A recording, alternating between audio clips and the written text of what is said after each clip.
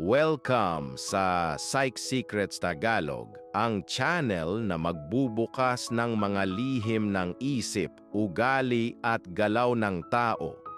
Sa video na ito, pag-uusapan natin ang mga bagay na ginagawa ng isip mo araw-araw na tahimik pero may malaking epekto sa buhay mo. Hindi mo napapansin, pero araw-araw may mga desisyon kang ginagawa na hindi ikaw ang may kontrol.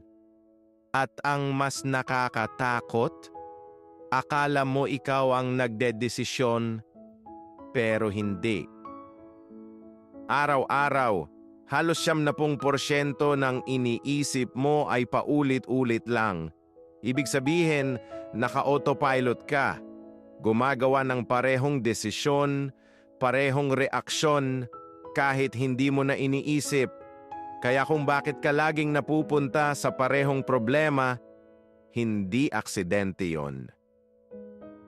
Mas naaalala ng isip mo ang negative kaysa sa positive.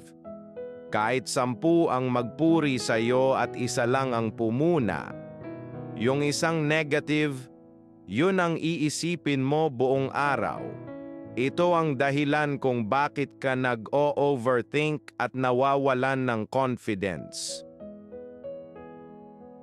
Kung naniniwala ka na hindi ka sapat, hahanapan ng isip mo ng ebidensya para patunayan yun. Kahit hindi totoo, pinipili lang ng isip mo ang mga bagay na magpapatunay sa iniisip mo. Akala mo logical ka mag-isip pero karamihan ng desisyon mo ay base sa emosyon. Pag galit ka, nagiging impulsive ka. Pag malungkot ka, nagiging negative ka. At kadalasan saka mo lang i-justify gamit ang logic. Maraming beses na hindi ka nag-a-attempt, hindi dahil ayaw mo, kundi dahil takot ka ma-reject. At ang masama, hindi mo man lang napapansin na takot pala ang pumipigil sa'yo. Hindi mo kasalanan kung ganito gumana ang isip mo. Pero responsibilidad mo na maintindihan ito dahil kung hindi, mananatili kang kontrolado ng sarili mong utak.